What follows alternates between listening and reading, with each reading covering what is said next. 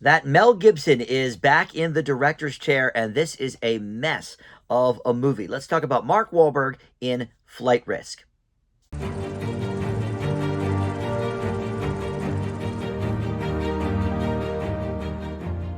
Hey guys, Dan here. This is Dan Reviews It. Welcome to my spoiler-free review for the new movie Flight Risk. Not totally new. This was in theaters earlier this year, but you can check it out now on Stars, or you could rent it for your home enjoyment there. And this features a pretty small cast, really just three main people, very little else. It's Mark Wahlberg, Michelle Dockery, and Topher Grace.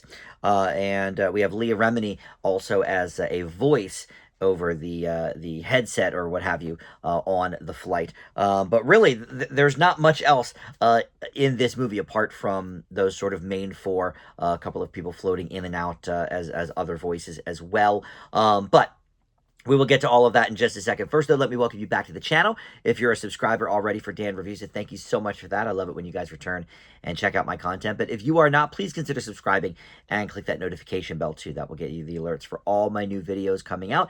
And of course, you can just like this video or comment below. That stuff helps the channel out tremendously as well. All right, so the main plot here is this pilot played by Mark Wahlberg, Daryl Booth.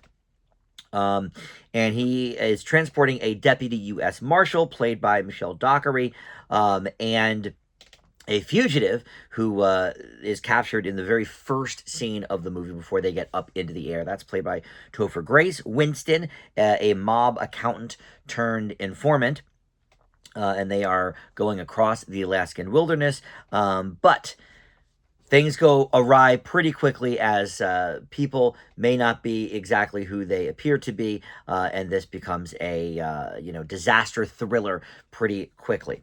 All right, so look, Mel Gibson, say what you will about him, but I think usually he can direct a film. In fact, I just recently watched Braveheart for the first time as part of this project I'm doing. I'm watching a movie every single day throughout the year, and on Sundays I like to watch an older movie that I'd never seen before on a big anniversary, and this is the 30th anniversary of Braveheart, which I'd never seen, and I have some mixed feelings about the film itself, but Gibson's directing, very good. Hacksaw Ridge, boy, what a movie that was, and he was great in the director's chair there as well.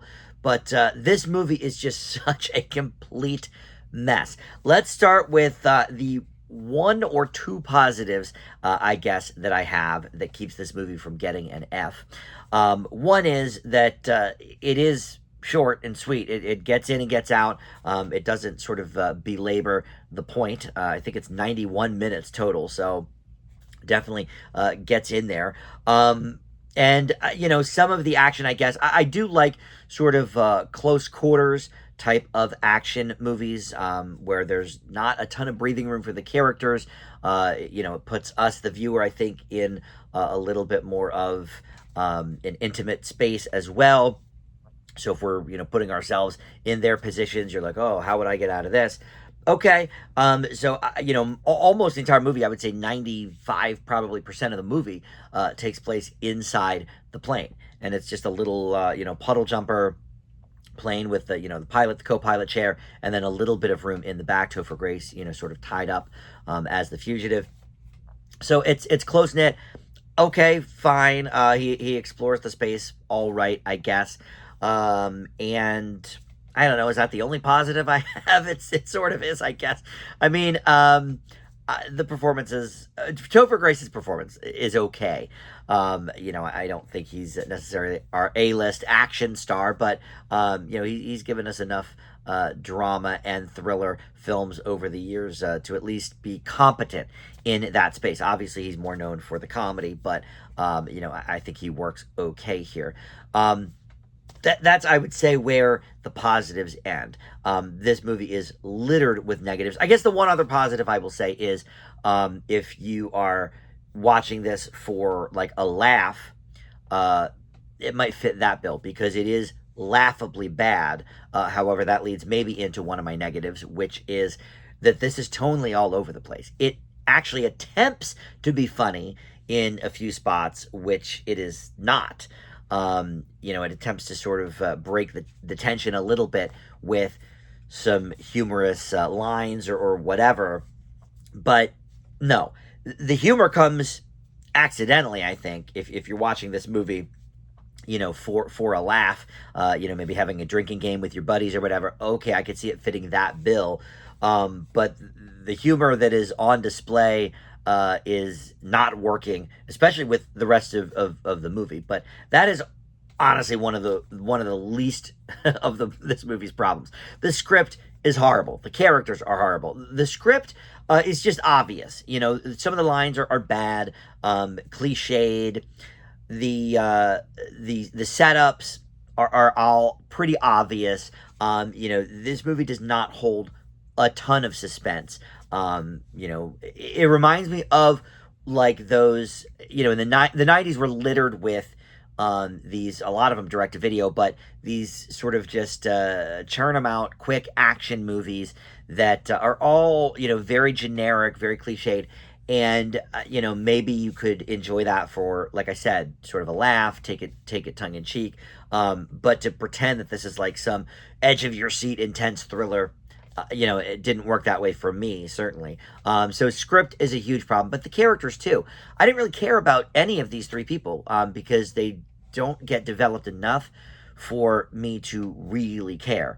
And let's talk specifically about Mark Wahlberg's character. Look, he's an okay actor. I think in the right role, he does really well. He's certainly been in some great movies, and I do think he's funny. What's that movie, The Other Guys? He's very funny in that.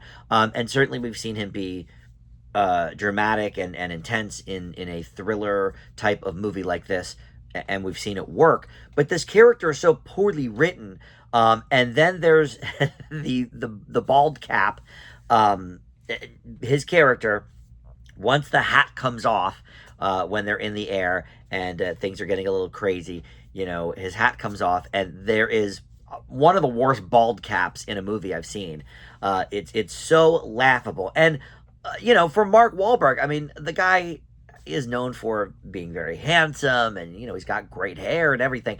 But to see this like bad bald cap that you could almost see the seam of, it's for sure laughable. And I think it's one of the parts that was supposed to not be laughable. I think the idea there was, oh, this guy's really down on his luck, and oh, his bald head can't help him. I don't know what the point was. It doesn't come into play at all. It was certainly a choice made by Gibson and maybe Wahlberg as well. And this was written by Jared Rosenberg. Unfamiliar with him, but maybe it was in the script like that. I don't know. But whoever decided on that bald cap was mistaken. It didn't help the character, except for in the laughs department, which it was not going for. And in fact, the script is so poorly written.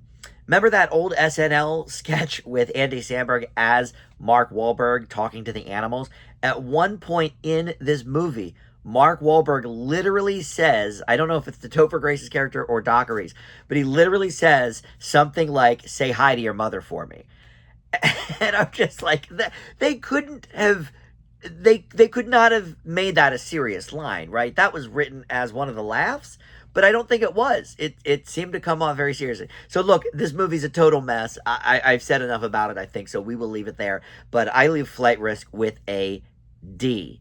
The short runtime certainly helps it in that department because I didn't want to spend any more time with these people. But like I said, you can get this on Stars now, or you can rent this on demand at home. All right, thank you for watching Dan Reviews It. I will see you next time.